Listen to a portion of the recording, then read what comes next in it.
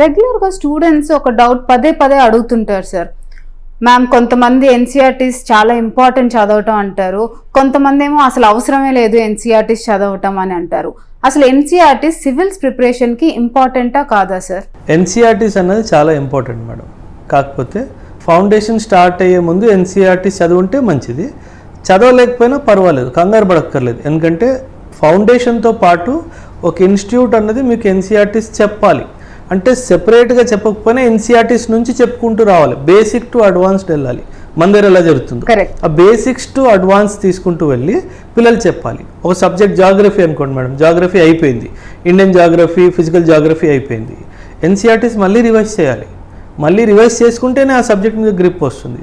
అదేవిధంగా ప్రిలిమ్స్కి ముందు కూడా ఒకసారి మళ్ళీ రివైజ్ చేయాలి. అండ్ ప్రిలిమ్స్ అయిపోయిన తర్వాత మెయిన్స్కి అయితే NCERTs is must and do. NCERTs లేకుండా మీరు మెయిన్స్కి వెళ్ళారంటే పప్పులో కాలేసిన.